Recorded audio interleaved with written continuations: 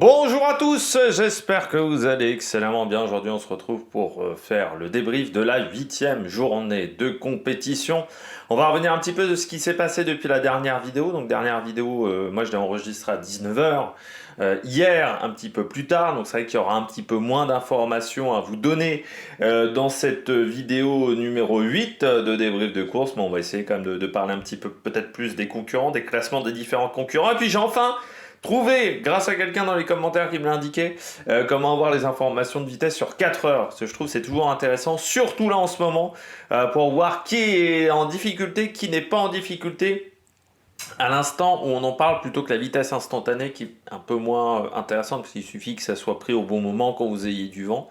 La vitesse sur 4 heures me semble un petit peu plus intéressante. N'hésitez pas à vous abonner à la chaîne, à réagir dans les commentaires, à mettre un pouce bleu, à partager la vidéo sur les réseaux sociaux, notamment auprès de vos proches. Je sais que ça peut les intéresser. Dans les commentaires, n'hésitez pas à me dire qui vous a plu, qui vous a déçu sur ces dernières 15 heures à peine. Si vous avez les moyens et que vous voulez soutenir mon travail, vous pouvez faire un super thanks et je remercie les gens qui le font. Et si vous voulez me soutenir, mais pas forcément donner à YouTube, ce que je comprends totalement, eh bien vous pouvez rajouter la petite cloche, comme ça vous êtes au courant des dernières vidéos qui sortent sur la chaîne. Plus vous cliquez rapidement sur notification sur une miniature, plus la vidéo est mise en avant par la plateforme. Et je remercie les gens qui se sont abonnés, on est sur des scores qui sont encore une fois assez exceptionnels. La vidéo de samedi a fait 7000 vues en un peu plus de 24 heures, donc c'est assez dingue. C'est le double, je crois, de la vidéo de Patrick Lefebvre, qui était déjà un bon score. Donc c'est pour vous dire vraiment qu'en ce moment la voile, ça fait voilà, ça fait des gros scores. Normalement c'est une chaîne plutôt sur le cyclisme, la priorité de la chaîne, mais la voile, ça fonctionne cette année. Bon, on commence avec la situation météo. Ça va rester compliqué pendant encore les 24 prochaines heures. C'est ce que disait Jacques Carès, le directeur de la course. Hein. Je vous confirme, quand vous voyez la météo là, vous voyez, hein, le vent est mou. Alors, en fait, c'est plus compliqué que ce que la carte n'indique, parce qu'il y a des moments où vous avez du vent fort, et il y a des moments où vraiment le vent est très faible. Là, du côté de la voie ouest, il faut savoir que la voie centrale et la voie est se rejoignent.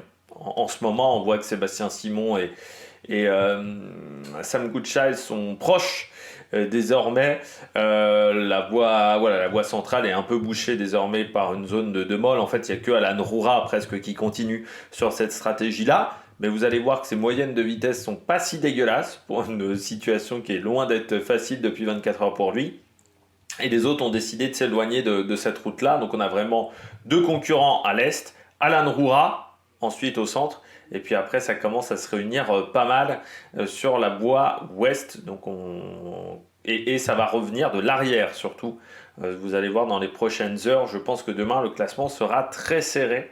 Je pense que les concurrents de la voie Est, sauf Sébastien Simon et peut-être Clarisse Kremer, auront pris un petit avantage par rapport aux concurrents de la voie centrale.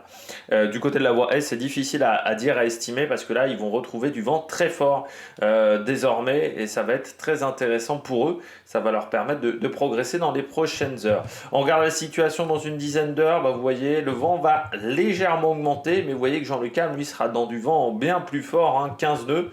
Alors de l'autre côté, on restera sur du vent à 7-8 nœuds. Donc je pense que Jean-Luc Ham ira plus vite, voire aussi vite que Sam Goodchild, mais il faudrait que Sam Goodchild ait un bateau très performant. C'est le cas dans le portant, mais ça devrait être performant également pour Jean-Luc Ham de ce côté-là. Et puis donc dans 24 heures, c'est là où voilà, on va retrouver du vent très fort, enfin du vent fort, du vent intéressant, où on peut notamment aller à des grosses vitesses. Faut savoir que les foilers modernes arrivent à doubler la vitesse du vent dans des conditions, je dirais, entre 10-11 nœuds jusqu'à 17-18 nœuds, où ils arrivent à faire ça, surtout quand la mer est plate. Il faut que la mer ait peu de houle, parce que vous savez que c'est des bateaux qui plantent beaucoup, donc c'est le souci de ces bateaux. Donc dès qu'ils plantent, ils perdent de la vitesse, même si ça réaccélère vite.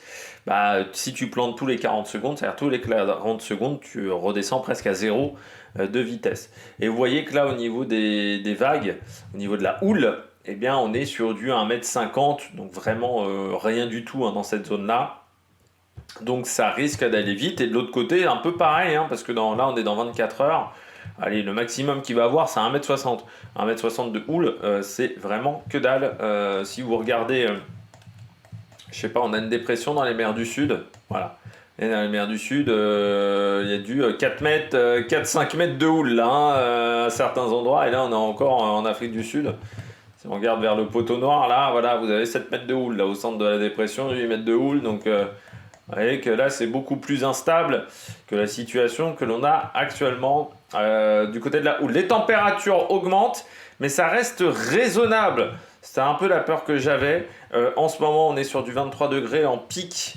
Dans 5 heures, on aura 24-25, mais dans les cockpits, il fait 26-27. Dans les cockpits complètement fermés des bateaux modernes. Donc, c'était un peu la peur que j'avais, que les températures soient extrêmement chaudes dans ces cockpits-là. Bon, on a 27-28 là dans les zones les plus chaudes. Puis bon, bah, vous voyez, dans les mers du Sud, on redescend à 12. Et là, bah, il fait 4 degrés pour le moment vers le point Nemo, donc c'est pas très chaud au niveau des températures et au niveau des nuages. Bah, vous voyez que ça reste compliqué pour Jean Le Cam, donc il va avoir du vent très instable. C'est un peu mieux, mais là ils sont dans une bulle presque anticyclonique, on pourrait dire. C'est une bulle sans vent, tout simplement, du côté de Goodchild et des concurrents de tête. Donc ce qui fait la différence, et Nicolas Luven, lui, est poussé par cette masse un peu nuageuse, donc qui le pousse correctement. Donc ça c'est bien au niveau de la météo. Bon, on regarde les concurrents. Alors vous voyez, désormais j'ai les moyennes sur 4 heures, c'est vachement bien, ça va nous faire avancer pas mal. Déjà on va regarder les petits problèmes techniques. Alors il y en a eu assez peu. Louis Burton répare en ce moment, donc il est un peu moins rapide. On n'a pas vraiment de nouvelles informations depuis les vidéos qui avaient été transmises en tout début de soirée. Donc avant que je fasse la vidéo à 19 heures. Donc encore une fois, grosse fissure sur le bateau au niveau du haut du pont. C'est des zones qui sont assez peu immergées dans l'eau. Donc l'avantage, c'est qu'il y a assez peu d'eau qui rentre dans le bateau. L'inconvénient, c'est que la fissure est très étendue entre, grosso modo, le début de la casquette et ça va jusqu'à quasiment les étais J3 dans ces zones-là. Donc c'est très très très étendu au niveau des conditions de fissure. La fissure est plutôt large, alors plutôt fine, pardon, mais elle est très longue. Parce que je pense que c'est 1 cm, 2 cm, peut-être 3. Mais à la caméra, c'est ce qui paraît. Peut-être que dans la réalité, c'est un petit peu pire. Et puis il y a peut-être une zone immergée où c'est compliqué. Donc ils tentent de réparer. Le problème, encore une fois, c'est que ça va utiliser beaucoup de consommables. Donc c'est des pièces qui lui manqueront s'il a un autre problème dans les mers du Sud et qui l'obligeront peut-être à abandonner. Et puis ça veut dire qu'au niveau structurel, le bateau a bougé. Et ça, c'est pas très rassurant. Et ça veut dire aussi que peut-être lui n'est pas vraiment en confiance avec le bateau désormais. Donc pour remettre de la voilure, pour réattaquer, ça va peut-être prendre un petit peu de temps. Guirec Soudé, lui, a réparé son spi. Ça a été une manœuvre très compliquée parce que le spi, c'est une voile très grande dans le bateau. C'est une voile pour petit temps. Donc plus le vent est faible, plus on met des grosses voiles. Plus on toile le bateau pour qu'il aille vite et plus le vent est fort, plus on enlève de la toile. Et là, le problème donc de Guirec Soudé, c'est que le spi était endommagé, plutôt pas mal endommagé, donc il a fallu le réparer. Il l'a réparé dans la soute à voile, mais ce qui était loin d'être évident du côté de Guirec Soudé. Donc il a réussi à rectifier la situation. Il a renvoyé le spi. Pour l'instant, on n'a pas d'informations comme quoi il se serait redéchiré. Donc ça, c'est plutôt une bonne nouvelle. Autre information, Samantha Davis qui a dû nettoyer quelques boots au niveau du putfoil parce qu'en fait il s'était emmêlé au niveau du putfoil, donc ils avaient récupéré pas mal de saleté ces boots, donc elle les a nettoyés. Donc voilà, petite séquence nettoyage pour Samantha Davis. Et puis dernières infos, parce qu'il n'y a pas d'autres soucis techniques pour le moment qui sont apparus. C'est Jean Le Cam qui a fait une vidéo intéressante pour parler autonomie énergétique. Et on comprend peut-être aussi pourquoi il a pris cette voie est. C'est qu'il a un bateau qui est équipé de pas mal de panneaux solaires. Notamment, c'est l'un des rares qui a des panneaux solaires au niveau du mât. Parce que beaucoup ont des panneaux solaires au niveau du roof. Donc au niveau de la casquette, au niveau du toit de la cabine, on va appeler ça comme ça, pour faire simple. Certains en ont, notamment Conrad Coleman, lui, en a sur tout le tour du bateau. des petits panneaux solaires. Et lui, il a décidé d'en mettre sur le mât. Hier, par exemple, quand il a fait sa vidéo, parce qu'il a fait ses premières vidéos, Jean Le Cam, clac, clac, clac, Jean Le Cam, on le voyait qu'il était autonome énergétiquement grâce aux panneaux solaires, et seulement aux panneaux solaires. Il n'y avait pas l'utilisation du moteur, il n'y avait pas l'utilisation des hydrogénérateurs. Donc ça c'est plutôt intéressant, et donc il était en séquence lavage de vêtements, Jean Le Cam, lavage de caleçons longs, de sweats notamment. Et donc il a profité du fait d'être en positif au niveau de l'électricité pour faire tout ça. Donc c'est intéressant, je vous invite à regarder de toute façon les vidéos de Jean Le Cam sont toujours très intéressantes, mais à regarder celle-là en particulier au niveau technique.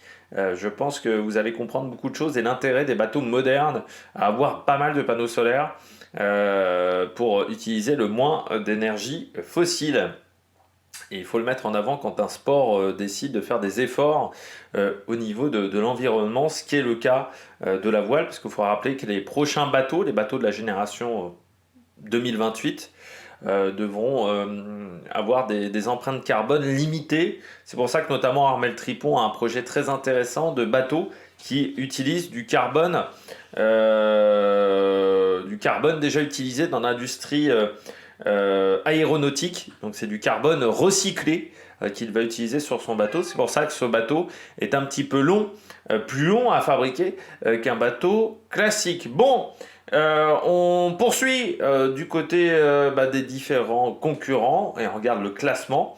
Ça reste très serré du côté du classement, plus serré qu'il n'y paraît même. Sam Goodchild, toujours en tête pour le moment, et vous voyez que si on prend un classement latitude, désormais, hop, je reprends ma petite règle, classement latitude par rapport à Jean Le Cam, voilà, la différence est faite, c'est-à-dire que Jean Le Cam est à peu près là, donc il y a une centaine de milles d'avance sur Jean Le Cam. Donc ça c'est plutôt pas mal du côté de Sam Goodchild. Sauf que dans la réalité, la situation est un petit peu moins rose pour Sam Goodchild. On en parlait hier, j'avais dit, normalement, au fur et à mesure de la journée, il va perdre du vent et ça risque peut-être de revenir de l'arrière. Eh bien, c'est en train de se produire parce que vous voyez que Sam Goodchild, si je zoome, on m'a dit de zoomer beaucoup plus sur les concurrents quand je parle d'eux. Donc je zoome.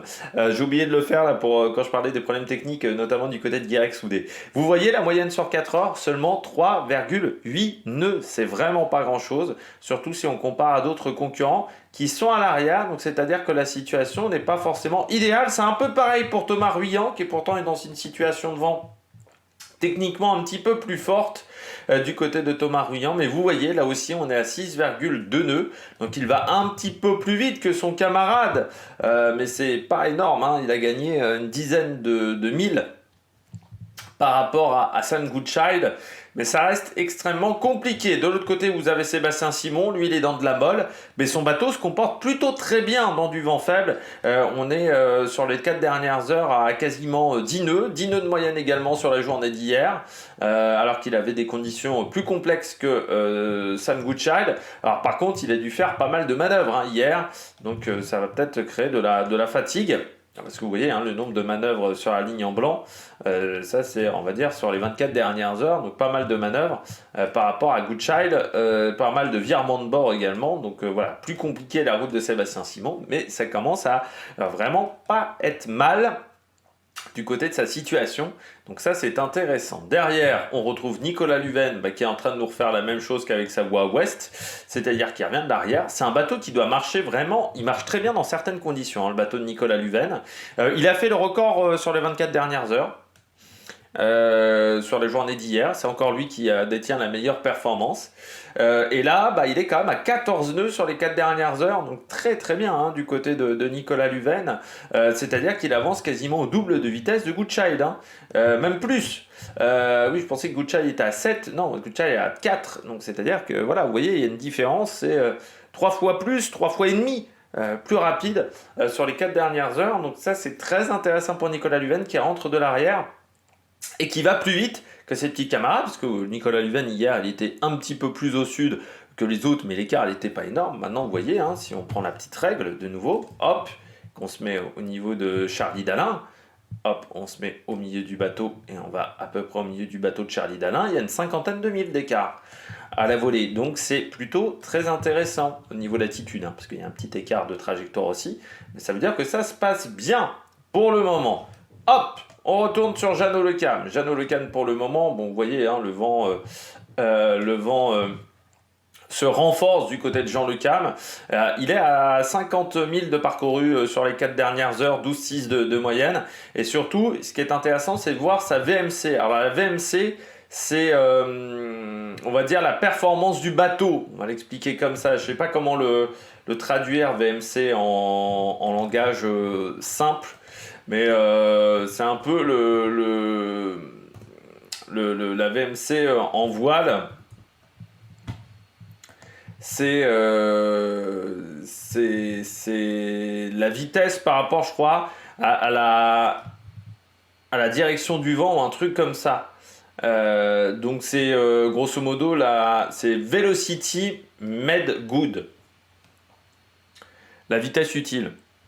Donc c'est la vitesse, c'est aussi, ça permet de voir la performance du bateau, la VMC.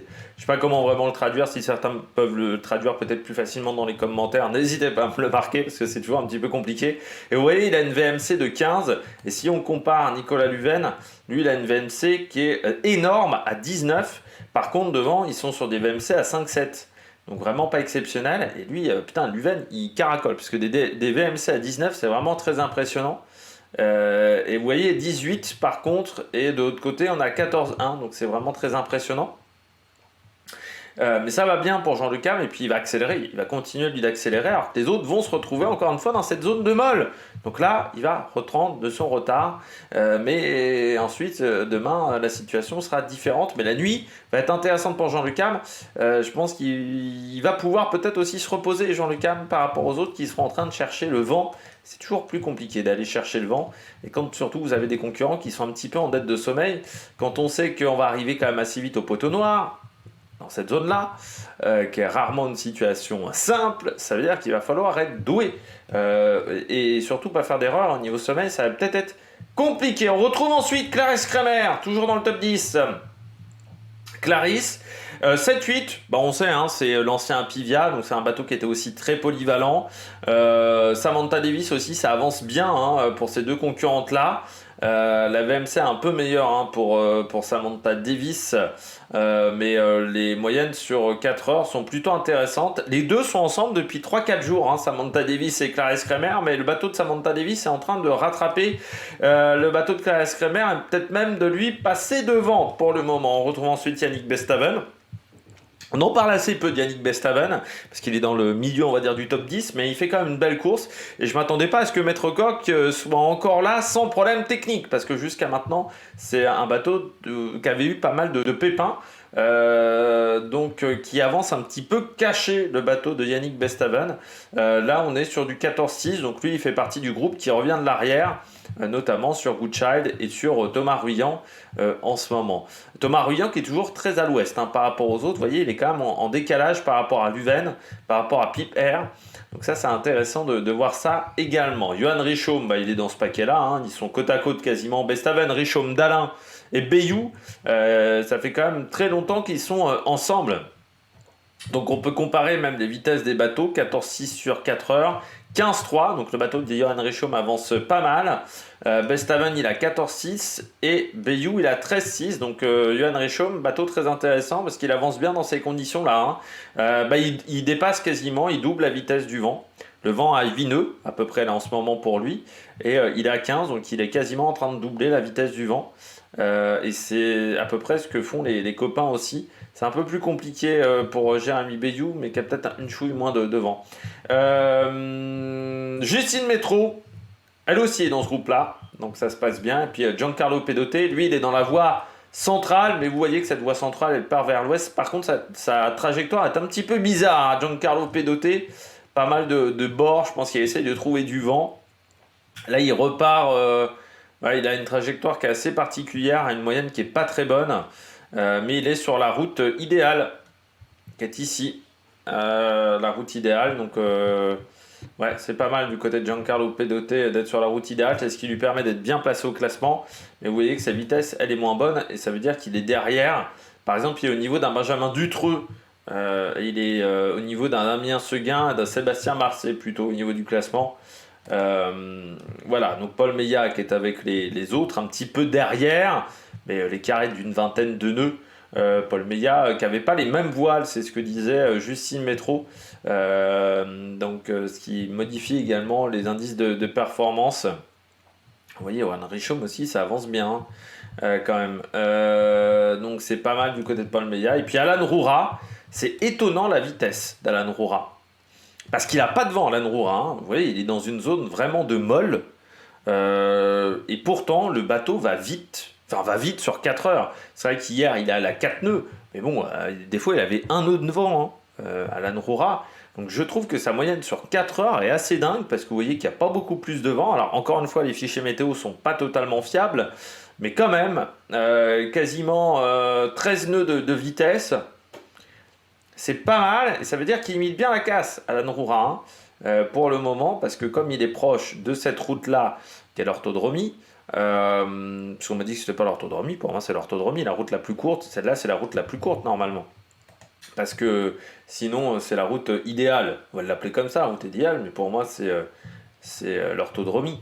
Parce que si vous regardez la route de Bestaven, la route de Bestaven elle était un petit peu différente. Tiens, si on regarde Bestaven, à l'aller, il avait pris une trajectoire, voilà, vous voyez, plus droite. Hein. Je sais pas la route de. Il était là, Bestaven. Il avait pris une route moins à l'ouest. Bon, si je reprends François Gabard, par exemple. Il était où François Gabard? Oui, oui, et la trajectoire, elle était bien différente. La trajectoire de François Gabard, il était proche de l'orthodromie. Et ils ont aussi quasiment, enfin voilà, ils sont sur les temps de François Gabard quand même, hein, en termes de performance pour le moment. Donc ouais, vous voyez que les routes étaient plus proches de la route idéale que ce que font les petits camarades à côté. Antoine Cornic, lui, bah, il a perdu quelques positions. La moyenne sur les 4 dernières heures est pas mal. La moyenne sur 24 heures un petit peu plus lente. Mais si on compare par rapport à Sébastien Marcet, il est dans les mêmes moyennes sur les bateaux dériveurs. Là, c'est vrai que c'est plus compliqué pour les bateaux à dérive dans ces conditions-là, parce qu'encore une fois, les bateaux à foil, eux, arrivent à doubler leur vitesse, ce qui n'est pas le cas des bateaux à dérive. Donc ça se passe pas mal. Arnaud Boissière, qui est toujours dans ce coin-là, les deux sont ensemble. Puis donc Sébastien Marcet. Damien Seguin, qui perd un peu des positions par rapport à hier. Mais encore une fois, il était lui aussi sur cette trajectoire de voie centrale et il est obligé d'aller de nouveau vers l'ouest. Donc il va reperdre des positions, mais il va peut-être retrouver dans pas très longtemps son camarade Benjamin Dutreux. Donc voilà, on voit Louis Burton, 5,8 nœuds sur les 4 dernières heures. Donc forcément, il est ralenti par son problème technique. Et Benjamin Ferré, si on regarde la référence qui est Benjamin Ferré par rapport aux autres, je trouve que Cornic s'en sort très bien. Alors que le bateau est plus moderne, le bateau de Ferré par rapport à Cornic. Sébastien Marcet et Cornic s'en sortent extrêmement bien. Et si on compare même à une Violette d'Orange, qui est où Violette elle est là, même si elle est dans des conditions de vent qui sont plus faibles, mais je trouve que le niveau de performance du bateau est vraiment très bien. Pour Antoine Cornic encore, c'est un bateau qui n'est pas tout jeune. Il faut le rappeler. Pip Herbe, donc Boris Herman, lui qui est très handicapé dans ces conditions-là, même si là il retrouve devant, donc des bonnes vitesses à 14 nœuds, mais il a pris du retard. Ça, on va voir. Par rapport, il suit à peu près la même trajectoire que on va prendre Justine Métro, qui va être notre référentiel. Il y a quand même, on va dire, 60-70 000 de retard pour Boris Herman. C'est vraiment une situation qui est loin d'être parfaite. Bon, Coral Coleman, lui, il prend du retard par rapport à Jean-Luc Ham. Vous voyez, hop, 110 000 en latitude. Donc c'est un peu de retard. Après, bateau moins moderne aussi. Il y a 15 ans d'écart entre les deux bateaux. Donc ça fait des petites différences aussi. Moyenne à 8 nœuds sur les 4 dernières heures. Voilà, et puis donc ensuite Eric Bellion, Isabelle Yoshke qui remonte, qui s'est bien reposée, elle l'a dit Isabelle Yoshke. En fait, le début de course l'a mis HS. Et au bout de 5-6 jours, elle a dû vraiment faire une journée quasiment off, où elle a dû beaucoup se reposer, parce qu'elle était extrêmement fatiguée. Louis Duc, lui, pas mal de problèmes en ce début de course du côté de Louis Duc, qui disait, dans le Vendée Globe, on te dit c'est une que merde par jour. Eh bien, moi je suis à ce rythme-là, vous savez, c'est pas toujours des gros problèmes. Mais du côté de Louis Duc, voilà, bisu Louis Duc. Bah, c'est pas évident, et pourtant c'est un mec d'expérience qui a fait du classe 40 pendant très longtemps. Il a été même un des maîtres du classe 40. Je veux dire ça comme ça, Louis Duc. Et c'est vrai qu'on se retrouve à avoir, ouais, à avoir des difficultés. Mais la moyenne, bon, est pas mal pour un dériveur. Mais là, on voit hein, sur la même trajectoire qu'un Isabelle Yoshko ou qu'un Boris Herrmann, bah, il ne peut pas rivaliser en termes de vitesse, hein, il fait la moitié en termes de vitesse, parce que lui il a la vitesse du vent, alors que eux sont 2 fois la vitesse du vent. Ça fait des grosses différences en termes d'écart, et donc direct soudé, donc qui a réparé, ça lui a fait perdre un petit peu de temps. Voilà, sur les 24 dernières heures, il était aussi sur la voie centrale, mais il s'est dégagé vers l'ouest. Donc voilà, vous voyez, hein, il y a vraiment 2 trajectoires qui sont en train de se faire. La voie ouest, la voie est, parce que les concurrents de la voie centrale sont en train de dégager vers l'ouest en ce moment. Et le dernier concurrent, c'est surtout c'est Svalboj Zveres, toujours amarré, hein. Voilà, toujours amarré pour le moment, donc qui est toujours en train de réparer sa grand voile. Mais l'écart par rapport aux autres bateaux s'agrandit, et encore une fois, comme je dis, quand vous êtes dans cette situation-là, vous serrez les fesses, surtout quand vous êtes dans les mers du Sud, parce que ça commence à être très très craignos. Bon, on regarde un petit peu les statistiques sur les 24 dernières heures. C'est Nicolas Luven qui a parcouru le plus de 1000 en 24 heures, 306 000 nautiques de parcouru, 567 km. C'est le seul qui a parcouru plus de 300 000 nautiques. Donc c'est un bateau qui marche très bien dans ces conditions-là, pas forcément très venteuse, mais au portant. Parce qu'encore une fois, on connaît assez peu PRB au final. Donc c'est un bateau qui marche bien. Thomas Ruyant, deuxième, malgré des conditions de banc qui n'ont pas été mauvaises en début de course, enfin en début de journée. Et puis Johan Richomme, qui donc fait partie du groupe, qui revient de l'arrière avec Jérémy Bédou, Charlie Dalin, qui talonne Thomas Ruyant en termes de 1000 sur la journée d'hier. Et Johan Richomme a quand même fait 16 km de plus que Jérémy Bédou et quasiment 20 de plus que Charlie Dalin. Ça montre quand même que le bateau Arkea Paprec marche, c'est pas Prec-Arkea, je sais jamais c'est dans quel sens, marche très très bien. Paul Meillat, donc ensuite qui continue ce classement avec Justine Métro, Yannick Bestaven, et puis Goodchild et Piper Goodchild, donc le fait qu'il soit bloqué désormais dans une zone avec peu de vent. L'écart sur le record, eh bien désormais on a 658 000 nautiques de retard, donc ça peut progresser, hein, le retard qu'on avait hier par rapport à aujourd'hui, ça reste encore une fois 35-40 heures de retard à peu près sur le record d'Armel Lecléache. Eh bien nous on se retrouve demain, même heure, pour faire le débrief de la journée numéro 9, avec on espère des concurrents qui commencent à attraper du vent, parce que c'est vrai que ça doit commencer à chauffer dans les têtes et à commencer à vraiment ennuyer des concurrents.